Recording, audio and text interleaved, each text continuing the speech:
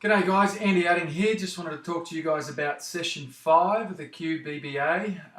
It's coming up tomorrow night on the Gold Coast and on the weekend everywhere else. Lots of new stuff in this session. Unfortunately, we don't have fantastic resources for all of it yet, but we'll do our best. Hopefully, if I can get you some more stuff before your session, I will. But let's work our way through it and we'll see how we go. The warm-up, we've got warm-up routine D this week. So there are new exercises in the moving warm-up at the start. The moving warm-up at the start is a ball routine, so each person has to take a baseball with them to the warm-up, and they will do the warm-up in pairs. They start on the line about 2 meters apart, jogging forward, throwing both balls together at the same time with their left hand only. On the way back, they throw with their right hand only. Then you've got a side skip, and you transfer the ball, catch with your left, pass behind your back, throw with your right. Most people, I guess, who have been in our programs for a few years have seen me run through this routine before. So most of them are relatively straightforward. I don't have good video footage of this stuff yet, but it's pretty simple stuff, and I'm hoping there's at least one person at each regional program that has seen these before, that you can work out what they are. So have a look through those. Give me a buzz in advance if you're still not sure what I mean by any of those things. If I can get a video file to you before then, I will. Same thing with the lower body dynamic stretch. There's a couple of different exercises we haven't used with the QBA program in the past, but we have used them with Queensland team programs, MLB, AAP, a variety of other things. So a lot of you guys, including some of the athletes, will have seen these before. So we can, hopefully most of you guys will know. Again, if you're not sure of any of these, make sure you give me a buzz in advance. I'll go through them with you individually over the phone, or hopefully between now and the weekend I'll be able to get a video file up of these exercises. And again, same thing with the acceleration drills. There's a few acceleration drills in there that are partner assisted. Again, I've done these routines many times before, and I'm hoping that most of you guys, or some of you guys at least within each region, will have seen some of these. So have a good look at those, read through them. If you don't know what the descriptions are, exactly what they mean, make sure you let me know, and I can talk you through those on the phone, whoever it is at each region that's going to run that warm-up routine.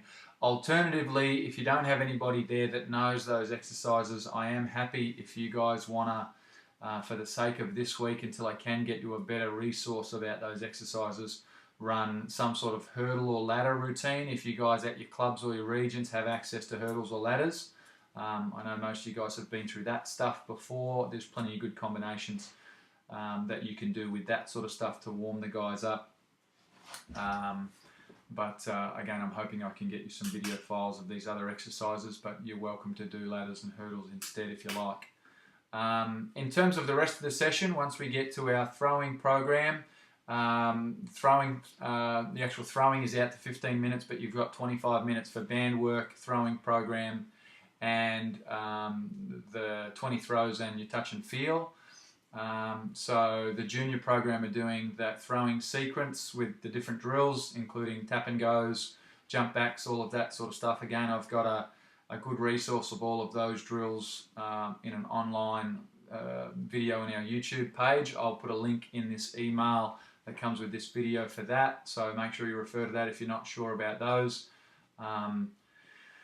So throwing program, after our throwing program, we go into individual D. Catchers are doing pop-ups and bunts, so again we're just touching on those. If you've got someone that is very good with the fungo, you can hit them. Otherwise you may have to use a machine. That might be another option, or just run through them briefly and throw them up yourself. Obviously, ideally we would have someone hit them or use a machine. Infielders are doing slow rollers, and first basemen are doing footwork around first base. The outfielders are doing ground balls and covering the reverse turn in the outfield. Once we get to hitting, it's the last session in the current format with the extended T drill, all that sort of stuff. We're progressing to stage 4 drills, which involve hitting balls from outside of your happy zone. Again, the 4 different stages of that T drill, I've got very detailed explanations of that process on our YouTube page, and again I'll post links of that with this video that you can have a look at in your own time.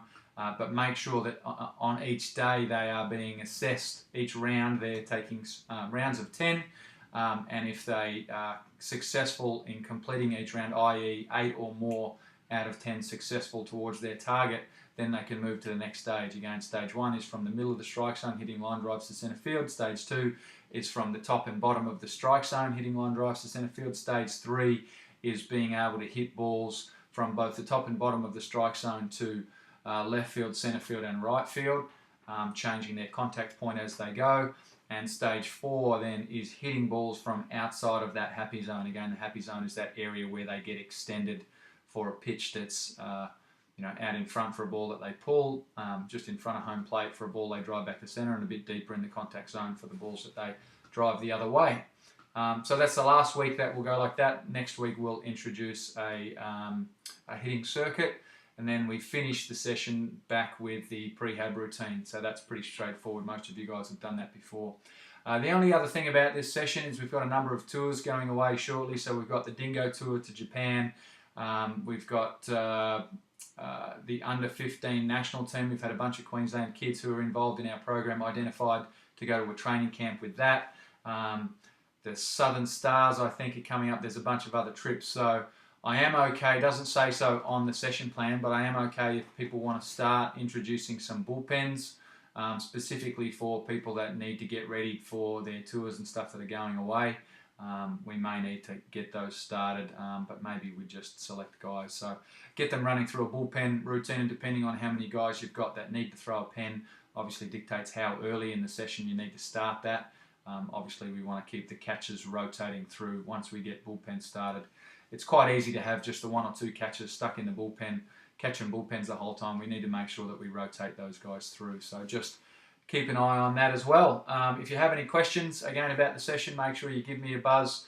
Again, that warm-up stuff might take a bit for you guys to get your head around, but have a good look at the session plan. Go through it thoroughly first before you get out there, and make sure you refer to the references. There's lots of references in the reference section from the Level 4 accreditation manual or the prehab routine from the old Queensland manual. So if you've got any questions, give me a buzz. Otherwise, we'll catch you on the weekend. Thanks.